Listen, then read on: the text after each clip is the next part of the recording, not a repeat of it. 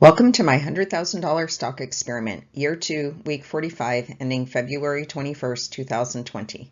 This isn't an endorsement to purchase any stocks that I've bought, nor an endorsement to purchase stocks in general. I'm on a mission to become a great growth stock investor. Watch me on my journey, learn from my mistakes, and celebrate my successes. The S&P 500 closed the week at 3,337. It is below my line in the sand, which was 3,345, and it is below the 8-day simple moving average, basically closed at the 16-day simple moving average. The Russell 2000 is also back in the danger zone. It closed the week at 1678, which is just below my danger zone level that was between 1640 and 1680. That's just an area that I thought the market was precarious in. It shouldn't really be sitting in that. And volatility is back. It's above 16. It closed the week at 1708. I like it to be between 12 and 16. The lower the better on this one. So last week's plan, I had about $3,000 in cash. My sells, I was going to sell anything that triggered a floor, or if I wanted to sell to buy something. So I did have stocks that triggered a floor. I also bought a B3 in AMD. So I sold that B3. I sold my ATRC. I sold all of my BILL, and I sold MODN. Model N triggered a sell. I have a 7.7% loss in it, or $772. It did trigger the floor at that 8% mark that I had set initially, and I had just held this stock for less than a week. On Friday, ATRC triggered a floor. I took an 8% loss in that. And BILL was not behaving well. I had my floor at 55.06 and I sold it at 56.12, right at that 16-day simple moving average. So I had quite a nice gain in this. For 5.5 weeks, I held my B1 and I had a 33.7% gain. For my B2, I held for 3.5 weeks and I had a 14.7% gain. And then my B3, I had a 6% loss. I held that for just about 2 weeks. Here's the current holding bar chart showing the value of my $10,000 B1 purchase over time. Each bar represents 1 week. The dashed black line is my $10,000 mark, so any stocks that are below that I have a loss in. And then the yellow line at 9,200, that's my 8% floor. You can see over on the left, Apple, I have a loss in, that's on the green. AMD is down from the previous week, but I still have a gain in it. BLD in the orange is moving up nicely. FICO, I have a loss in. GPN is sort of flat. Netflix is flat from last week to this week. SGN in the red, I have a loss in. Square is moving up nicely, and Tesla, I've had just the 2 weeks and it's moving up nicely as well. And then I rank the stocks in order of weakest to the strongest. So my weakest stock is SGen, and my strongest stock is Tesla. And now I'm going to review the charts. SGen, I've held this stock for just about 2 weeks and it's down 4%. I did raise my floor up to that blue 31-day exponential moving average. FICO, I've held this stock for 2.5 weeks and it's down 2.6%.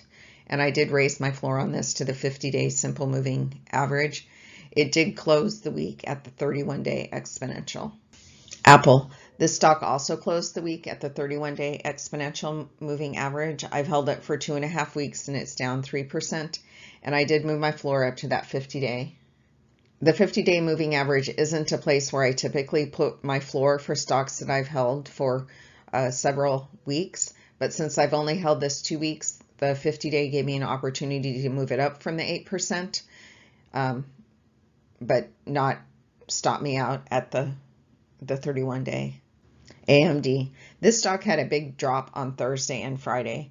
I did make a B3 on Tuesday, and then I sold it a few days later on Friday for a 6.6% loss. So my B1 I have held for 2.5 weeks and I have a 7% gain, and my B2 I've held for a week and a half, and I have a 2.6% loss. I did move the floor up to the 31-day exponential moving average. GPN, this is one of my stronger stocks. It did close the week right at its 8-day simple moving average, and I have a nice gain. I've held it for almost 14 weeks, and I have a 13% gain. And I did raise my floor up to that 31-day exponential moving average. Netflix also closed the week at its 8-day simple moving average.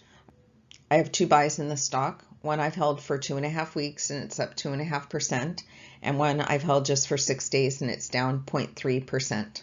I did raise my floor up to the light blue 31-day exponential moving average.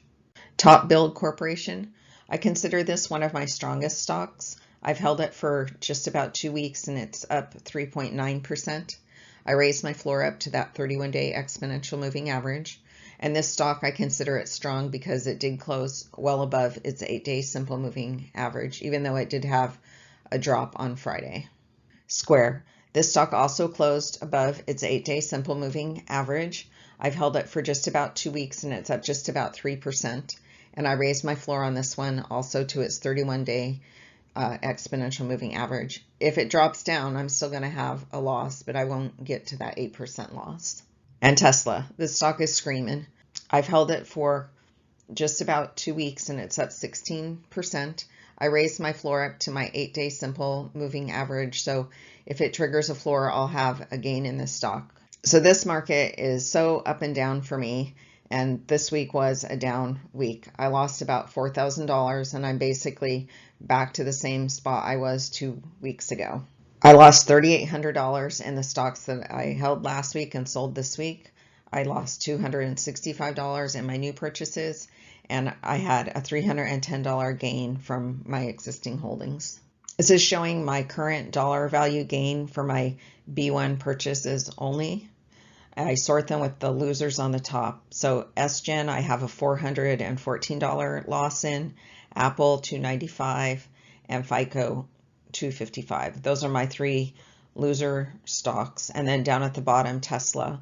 In just 2 weeks, I have $1,636 gain on my $10,000 B1 purchase. The S&P was down 1.3% for the week.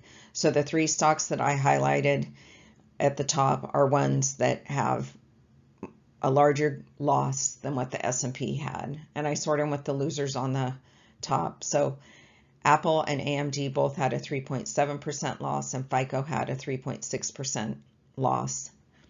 Down at the bottom, Tesla was up 12% for the week. Crazy.